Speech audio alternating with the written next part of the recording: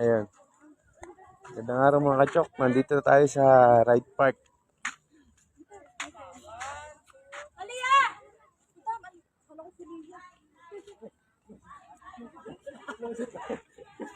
Okay din, di ba? Okay din! Ganda ng view. Tapos may mga mga souvenir dito.